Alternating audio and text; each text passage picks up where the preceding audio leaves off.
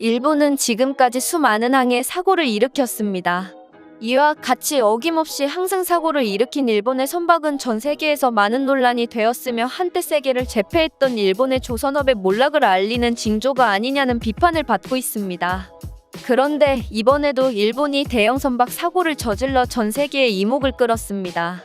포르쉐와 벤틀리 등의 고급 차량이 4,000대나 실린 일본의 선박에서 화재가 일어났습니다. 이 사건으로 인해 일본은 보상금 지불 문제와 신뢰성 문제가 생기게 되었습니다. 어떻게 이번 일이 일어났는지 한번 자세히 살펴보도록 하겠습니다. 영국의 로이터 통신에서 18일 포르쉐와 벤틀리 4,000대를 실은 일본의 화물선이 포르투갈령 아조레스 제도 인근에서 화재가 나 대서양에서 표류하고 있다는 기사를 내보냈습니다. 이 선박은 일본의 츠네이시에서 건조되고 미쓰이 OSK에서 운영하고 있는 17,000톤급 퍼실리티 에이스호로 독일의 엠덴항에서 차들을 싣고 미국의 로드 아일랜드로 운송하는 중이었습니다. 그러던 중 포르투갈령 대서양에서 화재 사고가 일어난 것입니다. 초기에 승무원들은 화재를 진압해보려고 노력해봤지만 진화되지 않았으며 이 사실을 알게 된 포르투갈의 해군들에 의해서 구조된 상황입니다. 일본에서 이러한 대형 선박 사고가 일어난 것이 한두 번이 아닙니다. 2013년 일본의 MOL의 컴포트호는 컨테이너 4,293개를 싣고 싱가포르항에서 사우디의 제다항으로 향하던 도중 컴포트호가 예멘에서 370km 정도 떨어진 해상에서 선박에 금이 가기 시작하더니 선박이 반으로 갈라지는 어처구니 없는 사고가 있었으며 이로 인해 많은 기름이 바다로 유출되었습니다.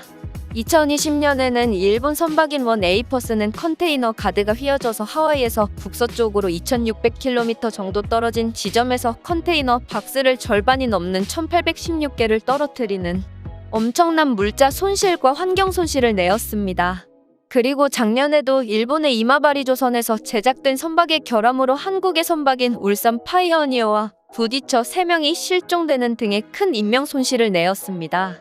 이러한 일본의 연속적인 사고의 세계에서는 조종사의 실수로 일어난 인재일 수도 있지만 이렇게 자주 사고가 일어나는 것은 일본에서 제작된 선박에 결함이 있는 것이 아니냐라는 의견을 내었습니다.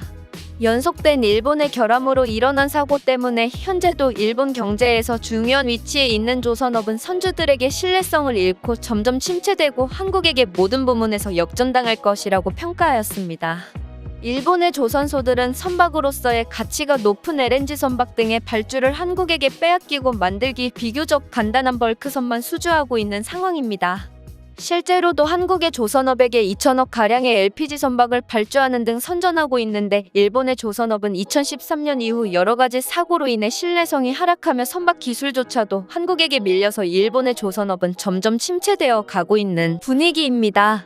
이번 사고로 인해 벤틀리와 포르쉐의 모회사인 폭스바겐은 한화 1조 원 가까운 피해를 입었으며 이후 일본과의 소송으로 이어질 예정입니다. 이는 작년에 있었던 에버 기브노의 좌초 사고로 발생된 피해 금액보다도 약 2배 가까이 높은 금액으로 잃어버린 30년을 지나가며 몰락해가는 일본 경제에 타격을 줄 것이라고 경제학자들은 전망하였습니다.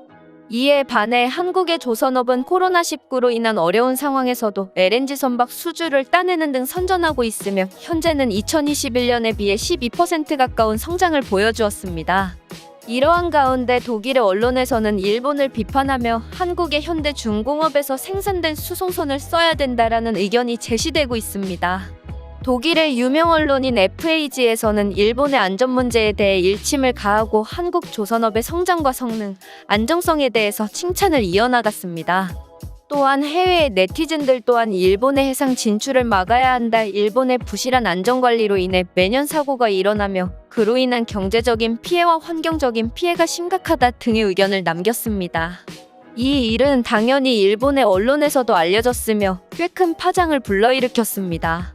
일본 네티즌들은 이 일에 책임이 있는 츠네이시사를 비판하고 우리나라는 안전점검 기준을 강화해야 된다, 세계를 호령하는 일본의 조선업이 한국에 따라잡혔다는 사실을 부정하는 등의 댓글을 남겼습니다. 이러한 큰 사건 사고는 일본 제품에 대한 신뢰성의 하락과 몰락해가는 일본의 조선업과 경제에 큰 타격을 줄 것으로 경제학자들은 예상하고 있습니다.